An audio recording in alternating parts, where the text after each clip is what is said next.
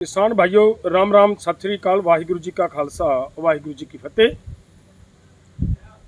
आप सबको इस बात की अच्छी तरह जानकारी मिल चुकी होगी, पहले से ही, बहुत समय पहले से ये अनाउंस हुआ था कि 15 सितंबर को हरियाणा के अंदर उचाना के इलाके में, उचाना की अनाज मंडी में एक किसान महापंचायत की जाएगी और उसके बाद 22 तारीख को पिपली के अंदर इसी तरह की एक किसान महापंचायत की जाएगी।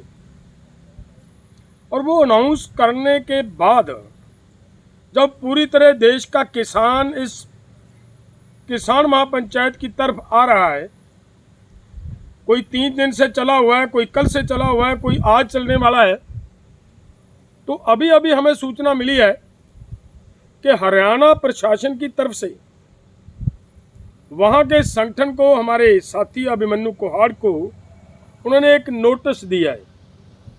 ये कहा है कि यहाँ पे आप 5 से ज़्यादा व्यक्ति इकट्ठा नहीं कर सकते क्योंकि आचार संहिता लगी हुई है। लेकिन मैं ये पूछना चाह रहा हूँ हरियाणा की सरकार से, हरियाणा के प्रशासन से, कि भाई आज जो भाजपा की रैली हुई है उसमें 5 आदमी थे क्या?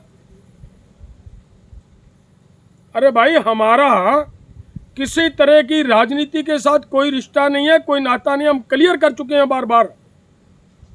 लेकिन फिर भी हमारे कार्यक्रमों को डिस्टर्ब करने का प्रयास किया जा रहा है। इसका मतलब यह निकलता क्लियर हो चुका है कि भाजपा, हरियाणा सरकार, केंद्र सरकार जिस तरीके से लोगों का आक्रोश, लोगों की नाराजगी का सामना करना पड़ रहा है, पूरी तरह घबराहट में आ चुकी है। ये उसकी हड़बड़ाहट का नतीजा है कि किसानों की इस किसान महापंचायत को डिस्टर्ब करने का प्रयास किया जा रहा है। लेकिन मैं ये कहना चाहता हूँ कि ये किसान महापंचायत हमारी पूरी तरह, ये मैं एक तो ये स्पष्ट कर दूँ कि पूरी तरह पीसफुली हमारा एक ये किसान महापंचायत है। ये एक जगह नहीं होगी, ये पूरे देश में अलग अलग जगहों पे हो रही है और होगी, हर हाल में करेंगे। और किसी तरह का शांति भंग करना हमारा कोई निशाना ना होता है, ना है, ना करेंगे, और ना ही हमारा कोई पॉलिटिक्स करना हमारा कोई निशाना होता है। हमारा एक ही निशाना है कि हमारे किसानों की समस्याएं, उनके मुद्दे, उनके मसले लोगों के समक्ष रखे जाएं, लोग उसके ऊपर अपनी राय दें, लोग उसके हिसाब से अपनी तैयारी करें, आंदोलन को कैसे मजबूत करना है। तो आज ये किया गया, जो मैं फिर से ये कहना चाह रहा हूं कि जो कल आज ही वहां पे रैली हुई है भाजपा की, वो कैसे होगी भाई? तो आने वाले दिनों में मुझे ये भी पता चला है कि 5 से 7 रैली और भी भाजपा करने जा रही है।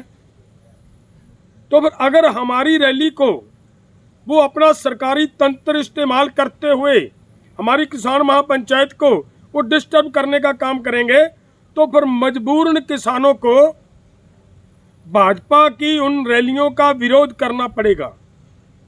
लेकिन आज तक हमारा कोई कार्यक्रम नहीं, हमारा अभी तक कोई फैसला नहीं ऐसा कि इनकी रैलियों का विरोध करें, क्योंकि राजनीति करना हमारा कोई पर्पज नहीं। वो अपनी बात लोगों के सामने चुनाव के दौर में रखना चाहते हैं, रखें, बड़ी खुशी से रखें।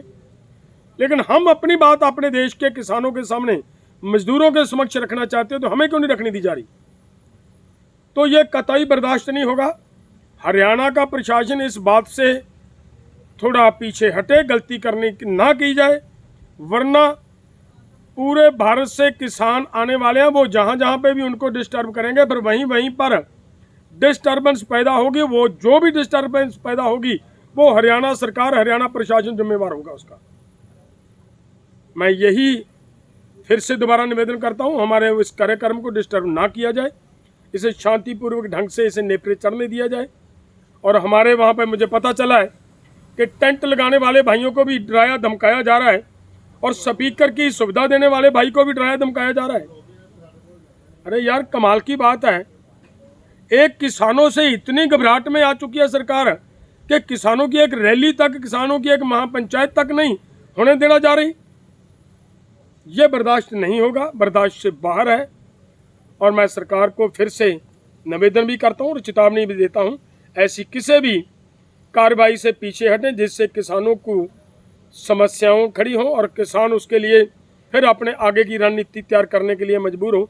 इसके लिए आप सब किसानों को मेरा निवेदन है, पूरी ताकत से पूरे देश का किसान इस किसान महापंचायत में अब और भी ताकत से पहुंचने का प्रयास करें, ताकि पता चले हरियाणा और भाजपा को, हरियाणा की सरकार को, कि लोगों के अंदर आक्रोश, लोगों के अंदर नाराजगी कितनी है।